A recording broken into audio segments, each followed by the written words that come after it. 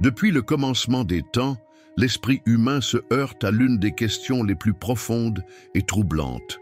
D'où vient Dieu? Si tout dans l'univers a une origine, quel est le point de départ du Créateur? Cette interrogation ne défie pas seulement notre foi, mais met également à l'épreuve la logique et la raison. Le concept d'un être éternel, sans début ni fin, entre directement en collision avec notre perception de la cause et de l'effet. Après tout, comment quelque chose peut-il simplement exister depuis toujours? Les plus grands philosophes, théologiens et scientifiques ont passé des siècles à tenter de percer ce mystère. Platon, Aristote, Saint Augustin, Thomas d'Aquin et même des physiciens modernes comme Stephen Hawking se sont penchés sur cette question. Mais, en fin de compte, chaque tentative de réponse engendre encore plus de questions. Si Dieu a toujours existé, qui avait-il avant lui? S'il a été créé, qui l'a créé? Et s'il y a eu un temps où Dieu n'existait pas, comment le premier instant de la réalité est-il apparu? La vérité est que notre esprit, limité par le temps et l'espace, peine à concevoir un être qui transcende ces barrières. Depuis l'enfance, nous apprenons que tout a un début et une fin. Nous construisons notre compréhension du monde sur la base de cycles naturels.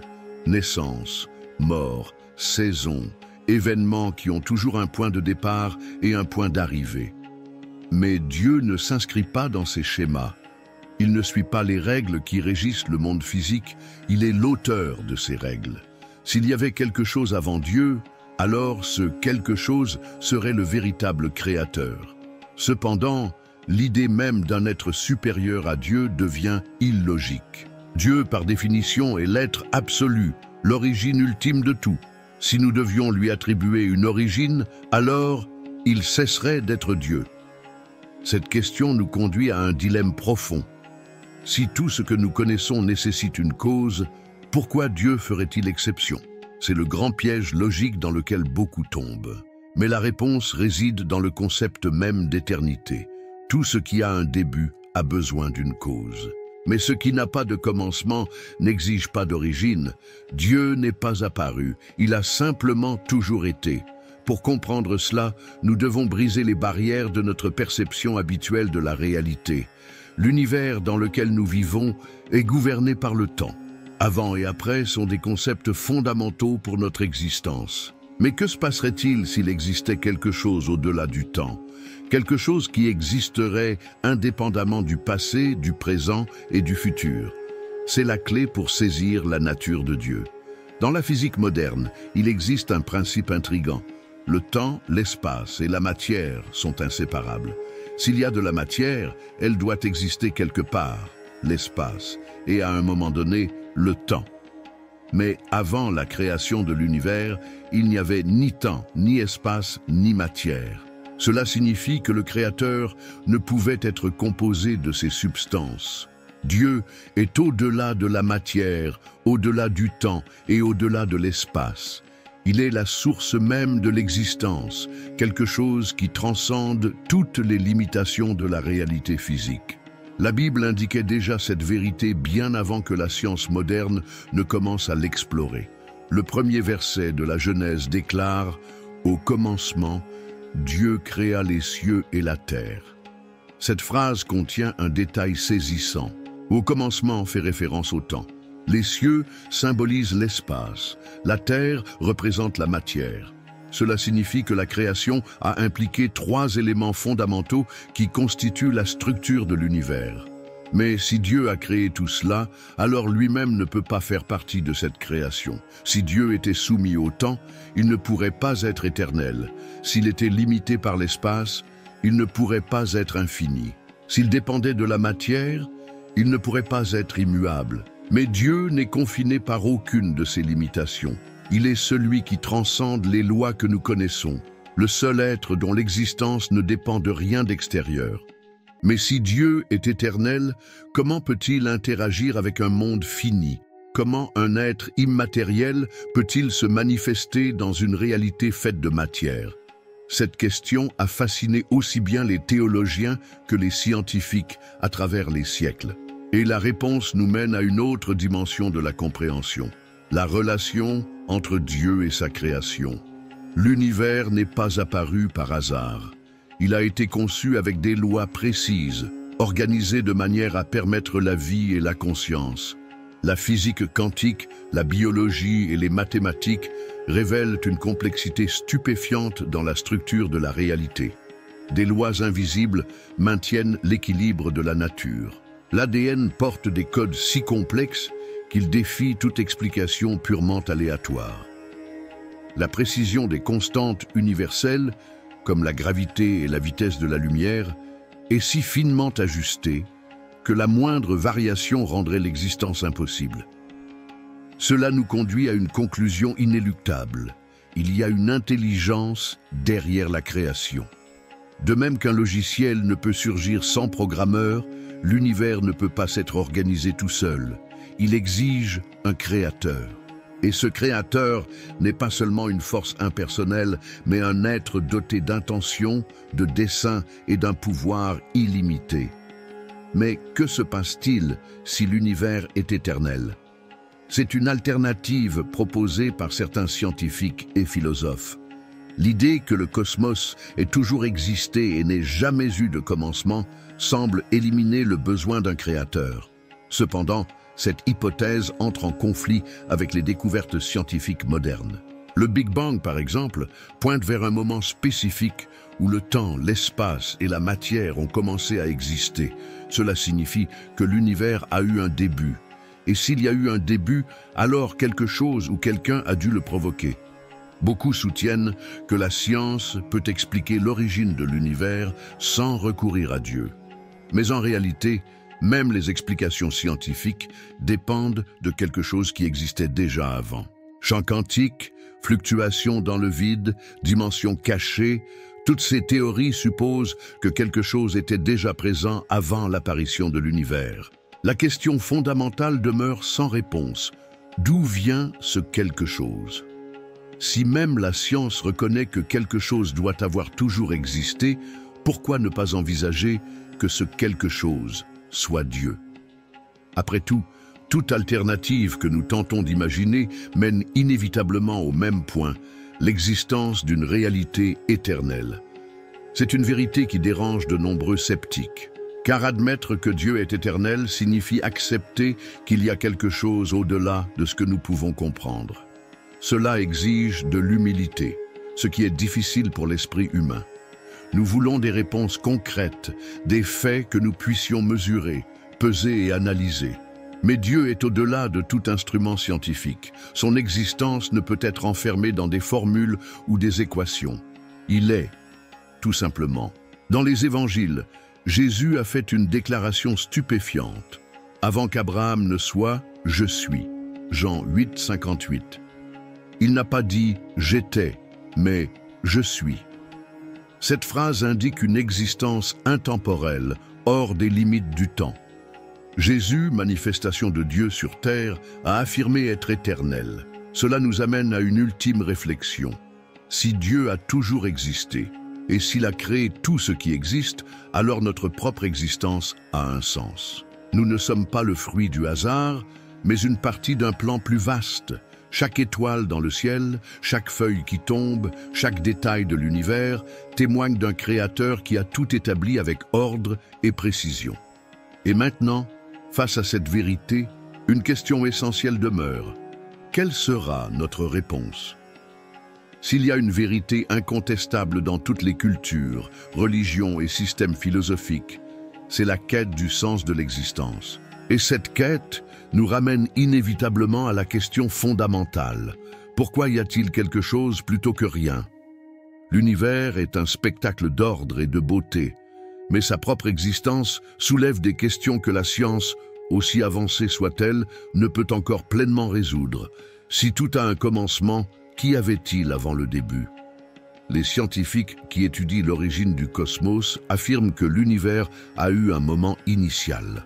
Le Big Bang, cette grande explosion cosmique, marque la naissance de tout ce que nous connaissons, l'espace, le temps, l'énergie et la matière. Avant cela, il n'y avait rien, du moins rien que nous puissions comprendre. Mais cela nous conduit à une autre question.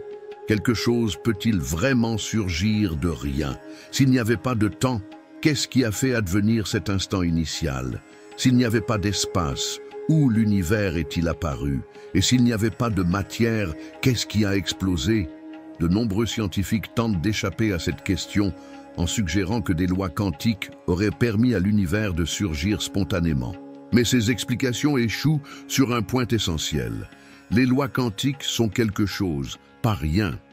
Pour que quelque chose apparaisse, il faut au moins un principe fondamental préexistant. La question centrale reste: qui ou quoi a tout mis en mouvement? La Bible nous offre une réponse simple mais profonde. Au commencement, Dieu créa les cieux et la terre. Genèse 1:1. En une seule phrase, cette affirmation établit une vérité fondamentale. L'univers a eu un début, et ce début a été causé par Dieu. Contrairement à ce que beaucoup pensent, la foi chrétienne n'est pas un saut aveugle dans l'inconnu. Au contraire, elle repose sur des preuves et une logique. S'il y a un créateur, alors tout ce qui existe a un dessein. Mais alors surgit une autre question qui trouble autant les croyants que les sceptiques.